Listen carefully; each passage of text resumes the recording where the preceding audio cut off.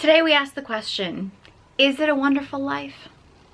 Hello everyone, I'm Sarah from Everyday Starlet. Welcome to my channel. I make videos to inspire you to be the star of your own life. I'm continuing my Masculine Feminine Energies film breakdown series with a Christmas Eve classic, It's a Wonderful Life. If you're not familiar with what I mean by masculine and feminine energies, I have a ton of videos where I talk about this, but the basics are masculine and feminine energies are energies that live within all of us.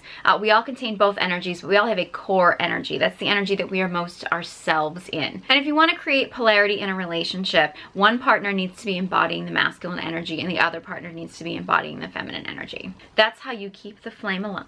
It's a Wonderful Life takes a look at the life of George Bailey, who is played by Jimmy Stewart. We see George as a young boy early on in the film, and many actually believe that children in general, male or female, tend to embody a lot of feminine energy. It tends to be very flowy and playful, very wide-eyed, optimistic, like that kind of energy, which are all characteristics of feminine energy. And most children tend to embody that energy. And as children grow up, they tend to naturally either continue on and evolve in their feminine energy, or they tend to step into or need to be initiated into their masculine energy. So George as a young boy has a lot of sort of that childlike energy that you tend to find in more feminine energy. He's very wide-eyed and optimistic about life. He flows with life.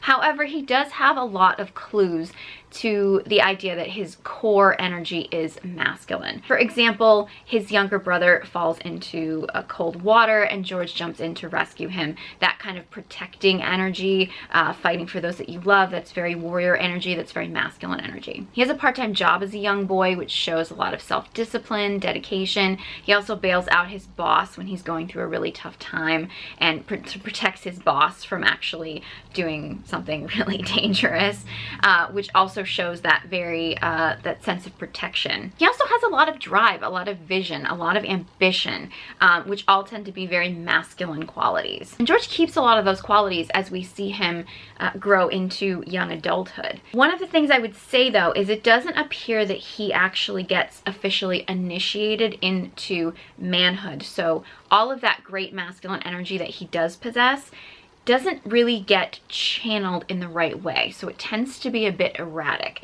And I talk a little bit more about the initiation from boyhood to manhood in my masculine archetypes video, which I'll link to this one. He clearly is a visionary. He clearly has big ideas, big aspirations. Well, not just one wish, a whole hatful. Mary, I know what I'm going to do tomorrow and the next day and next year and a year after that. I'm shaking the dust of this crummy little town off my feet and I'm going to see the world. Italy, Greece, the Parthenon, the Colosseum. Then I'm coming back here and go to college and see what they know. And then I'm going to build things. I'm going to build airfields. I'm going to build skyscrapers 100 stories high.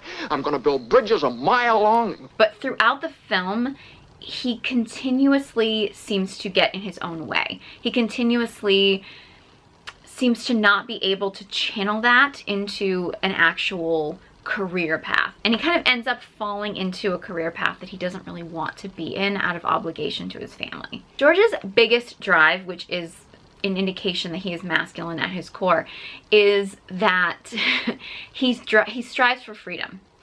Freedom is his number one priority, which for the masculine, freedom is going to be a top priority. He doesn't want to be tied down. He doesn't want to be hindered. He wants to have his freedom, which is a big desire of the masculine. Now you listen to me. I don't want any plastics. I don't want any ground floors. And I don't want to get married ever to anyone. You understand that? I want to do what I want to do. And you're... George.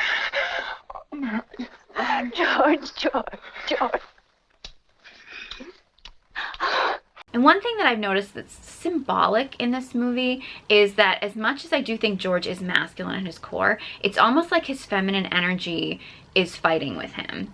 And I actually think it's symbolic because in many cultures, the symbol of feminine energy is water. If you think about it, the way that many people describe masculine and feminine energy is that masculine energy is like the cup and feminine energy is like the water in the cup. And like the masculine holds the structure while the feminine flows naturally.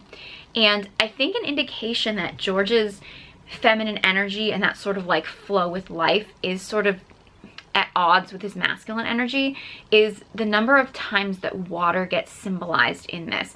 He has to rescue his little brother from water from drowning, and that actually gives him a permanent ear damage, so he can't hear out of one ear. At the school dance, when actually the pool opens up and George and Mary fall into the pool, and he kind of laughs it off, but you know, that falling into the pool. And then towards the end of the film, when George is actually considering potentially ending his life and he's going to jump off a bridge into the ice cold water. And this may be a little woo-woo for some, but I actually think that this might be a symbol of his masculine energy at odds with his feminine energy. I think having that inner masculine feminine conflict that he's going through, it ends up in a lot of wounding. Towards the end of the film, when he's sort of at his breaking point, he ends up yelling at his daughter's teacher. He gets very aggressive with the teacher because he's angry and upset and takes it out on her. That kind of anger and aggression is very like wounded masculine energy. But also the fact that he sinks into a depression and considers ending his life, and the fact that he kind of is just getting pulled into a career path he doesn't want to be in. He ends up with a lot of, again, lack of self-worth. He realizes that maybe he's more valuable to his family dead than alive. That lack of self-worth that he sinks down into, that's very wounded feminine energy. So it's kind of like the fact that he never really fully initiated totally into his masculine energy, didn't have a structure around that masculine energy, and it was fighting this feminine energy. It ended up leading to a lot of wounding, which is very common. Now, George's main love interest in this movie, Mary, is, oh, she's such a feminine character. She truly, fully embodies her feminine energy. If you notice at the beginning of the film when she's a little girl and she tells George that she will love him forever, she really is manifesting it. She's manifesting a life with him. She actually makes a wish when she breaks glass in an old abandoned home that she will spend her life with him. She flows with life.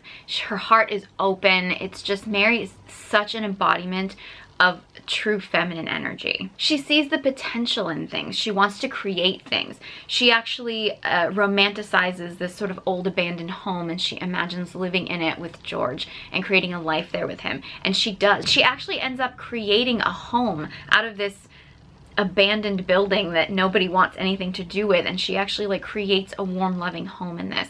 When you see her, when she steps into motherhood, she really embraces the role of mother. She has such a warmth to her. You see her in this film go from her maiden energy of this sort of like wide-eyed optimism to stepping into that mother role and also really being the queen of her household. And of course, Mary sees the potential in George long before George sees it.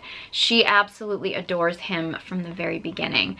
And it's very interesting how George's mother describes Mary as the kind of girl that will help you find the answers. Just as a beautiful example of how a truly feminine woman can help a masculine man really step into his own. You notice at the end of the film when George has finally decided that he wants to live, that he is going to face life, he is going to take on whatever he needs to take on, and he finally makes that decision. It's when he reconnects with Mary, that's when the money starts flowing in. That's when abundance starts coming. It's like Mary literally is the feminine energy that brings in abundance. Feminine energy is very creative energy. It's very abundant energy. It's literally Mother Earth. It's magnetic. When Mary comes in, she literally brings in this ushering of money and abundance that basically makes George realize that he has so much more than he really even imagined that he had. Come in, Uncle Billy! Everybody! In here! George!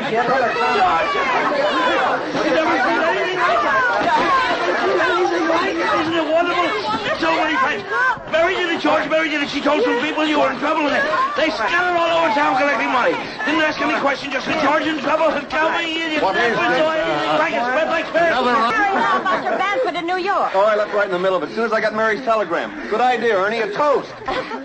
To my big brother, George, the richest man in town. It does take George and Mary a little while to actually get together. It's interesting how there's a character, Violet, who has sort of had her eye on George as well. And it's really interesting to see the comparison with Violet, who's much more aggressive in the way that she comes onto George. She's kind of always putting herself out there. She's like, hey, come get me. I want you, right? So she's taking on more of the masculine role. I mean, she's playing very flirty, but in reality, she's taking on that more aggressive role with him. So George George actually steps much more into his feminine with her and basically is like, yeah, let's go walk barefoot in the grass. And, you know, he gets very into that feminine flow with her, and she freaks out because she's like, no, that's not what I'm looking for. Are you game, Vi? Let's make a night of it. Oh, I'd love it, Georgie. What'll we do? Let's go out in the fields and take off our shoes and walk through the grass. Huh? Then we can go up to the falls. It's beautiful up there in the moonlight. And there's a green pool up there, and we can swim in it. Then we can climb Mount Bedford and smell the pines and watch the sunrise against the peaks, and we'll stay up there the whole night, and everybody will be talking. There'll be a terrific scamp. Georgie, have you gone crazy? No, Why, walk in the grass in my bare feet.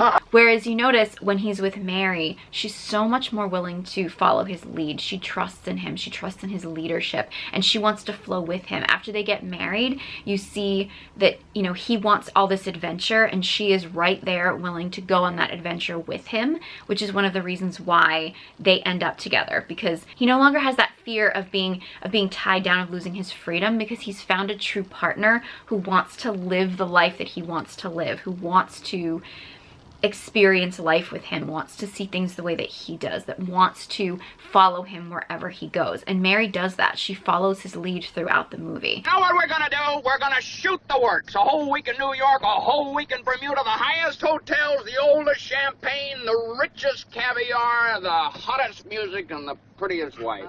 Oh, that does it. Then what? Then what, honey? After that, who cares? That doesn't. Come here, come here, come here. Now, it worked because Mary trusted so much in his leadership, and she loved him so much that she wanted to follow him where he went. Obviously, that only works if there's trust in that relationship. I'm not at all implying that a woman should just simply follow a man's lead, even if she doesn't trust him, just to be with him or to choose to be with him. You really need that trust there in order to make that work, but Mary had that with him. Right or wrong, she had that trust in him and believed that he was going to be what she wanted, and that she wanted to live the life that he wanted, and she wanted to do that with him. Feminine energy desires a provider and a protector, and she really believed that George was that for her. What is it you want, Mary? What do you want? You want the moon? Just say the word and I'll throw a lasso around it and pull it down. Hey, that's a pretty good idea. I'll give you the moon, Mary. I'll take it. So those are just a few examples of masculine and feminine energies in this film. This is a long film and there's a lot to it, so I really wanted to just focus primarily on the relationship between George and Mary. George was a very conflicted character, masculine at his core, but was really in conflict with a lot of his emotions, and Mary was just, oh, she's such the epitome of a feminine character, and so I just really wanted to break down this film, especially since this is holiday time, and I imagine that many of you are probably going to be watching this film, or if you're seeing this after the holidays, have just watched this film, so you can actually either watch this video and then rewatch the film and kind of see if you can pick up on some of the things I was talking about, or if you just watched the film and now you watch this video, you can think back to some of the things that you saw when you watched it. If you have any other movies you'd like me to break down, let me know. Leave a comment in the comment section below. I'd love to hear from you. I love your suggestions. If you enjoyed this video and found it helpful, please give it a big thumbs up and be sure you subscribe to my channel. I hope you all have a wonderful and safe holiday. Thank you guys so much for watching, and I hope you join me next time.